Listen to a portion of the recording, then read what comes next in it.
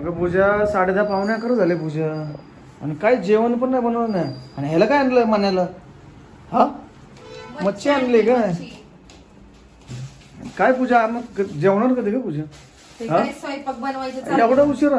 बायका 7:30 वाजता करतात का स्वयंपाक माहिती? अहो तुम्ही किती उशिरा येता?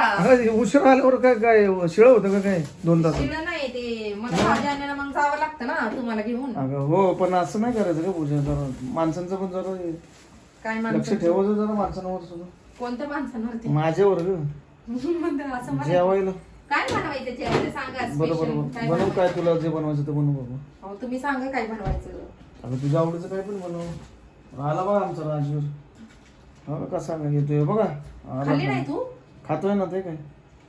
तर मी गाईज माझ्यासाठी फालुदा आणला होता तिकडनं. अगं तुझ्या नको खाऊच राहू दे. राजवीरला मच्छी आणली होती पण राजवीर नाही खाते मच्छी. पूजा आता काय बनवणार आहे? आता काय नाही आता खूप उशीर झालाय तर त्याच्यामुळे मग मी विचार करते की चिवडा बनवावा कारण की हे तर दुपारी जेवायला आले नव्हते. तर चपात्या आहेत त्याचा मग मी चिवडाच बनवणार आहे. तर खूप सोप्या आणि पद्धतीचा आता तर दाखवलं फालुदा खाते म्हणून. आणि कुठं तडावं लागेल पूजा?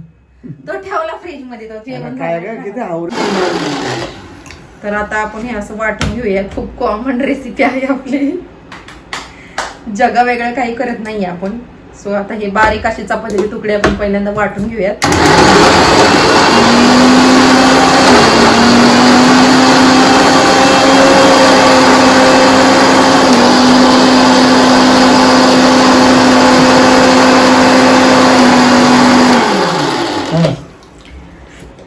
हा तर हे आता बारीक झालेले आहेत. तर चला आता पुढची रेसिपी मी तुम्हाला दाखवते. या गाईज.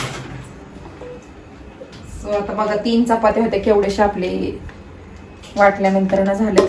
ते आपण धुवायला ठेवूयात आणि त्यानंतर ना कढई घेऊयात. कढई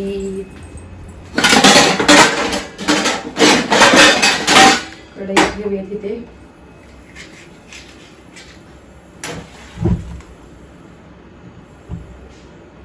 पेरू दिला होता मी. पेरू पण आणले होते. तर पोट साफ होण्यासाठी पेरू खूप छान फळ आहे. पण मी खात नाही आता. संध्याकाळ झालेली आहे आणि हा ब्लॉग तुम्हाला उद्या दिसेल सकाळ सकाळी मॉर्निंगला सगळ्यांना कारण की हा रात्रीचा ब्लॉग आहे. सो त्यानंतर ना एक कांदा घेऊयात आपण. तर इथे बघा मी कांदा कट करून घेत आहे आणि कांदा कट केल्यानंतर ना मी लसूण देखील सोडलेला आहे. 2 ते 3 कुड्या लसणाच्या देखील घ्यायचे. खूप सोपी पद्धत आहे आणि कॉमन आहे. आता खूप लोक म्हणतील काय रेसिपी आहे पण आहे ना दाखवण्याला महत्त्व आहे. सो तुम्ही बघा आणि एन्जॉय करा माझी रेसिपी. तर लोकांना ही बनवता येत नाही त्यामुळं ज्यांना येत नाही त्यांनी बघा ट्राय करा. बॅचलर मुलांसाठी ही रेसिपी आहे. चपाती उरल्यानंतर ना तर लसूण सोलून आता मी इथे ठेचून घेत आहे लसूण आणि तिथून पुढं आपली रेसिपी कंटिन्यू करा गाईज. मित्रमैत्रिणींनो बघा आमच्या मॅडमला भारी भारी रेसिपी बनवते आणि घाई गडबडीत तर एवढे छान छान बनवते की लवकर बनवते एकदम फास्ट आणि एकदम चविष्ट असते. आणि टाइम घेतला ना तिनं की एवढे बेकार घाणेरडे बनवते की खायची इच्छा पण होत नाही. इज्जत करते का काय माहिती तुम्ही ना vlog मध्ये? सांगतोय का पूजा असं काय बोलताय मग? पण एकदम भारी टेस्ट आहे. एकदम म्हणजे नादच नाही करायचं. नॉनव्हेज खायला पाहिजे. नाही ना नको ना पण नाही खायचं मला. तुम्ही नाही म्हणजे मी सांगते हा की पण नॉनव्हेज नाही ना एकदम भारी नॉनव्हेज बनवू द्या काही बनवू द्या तिनं एकदम हाताला भारी चव येते. रेसिपी नाही दाखवत आपण कशाची ना. हे बघा guys, ही जी फसलेली रेसिपी बघा.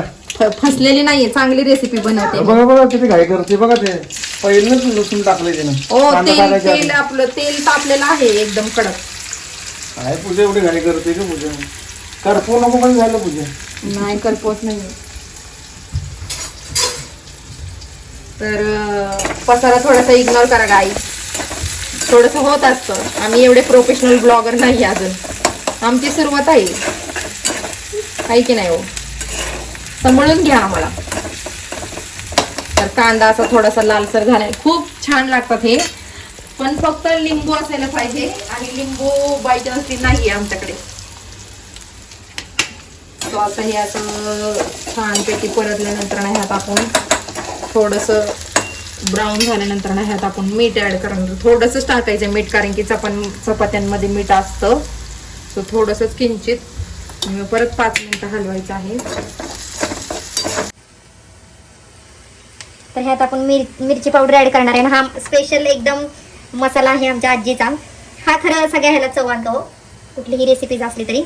आणि आपण हे छान असं परतून घेऊयात. आमच्या इकडे ह्याला चपात्यांचे तुकडे म्हणतात, तुमच्या इकडे काय म्हणतात नक्कीच कमेंट करून सांगा. प्रत्येक ठिकाणाचे वेगवेगळे नाव असतात. सो आता हे झाल्यानंतर आपण कोथिंबीर शेवटी टाकणार आहे. सो हे ऍड करून घेऊयात. खूप छान लागतात. एकदम कडक बनव. आता कडक कसं बनवू मी? वाफेवर ठेवू का?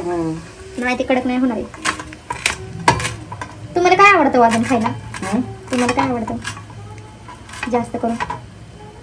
हेच भारी वाटतं तुकडेच. मी त्यांना बोलले होते गाईस की दही टाकून दही पण नाहीये तर आम्ही विसरलो. सो मी ह्यांना बोलले होते की मी भाजी बनवते, तर हे बोलले नको मला चिवडाच दे बनवून. आणि 3 चपात्या तर माणूस असं खातच नाही नॉर्मली भाजी सोबत. असे लगेच जातात, कळतच नाही की ते 3 चपात्या आहेत का.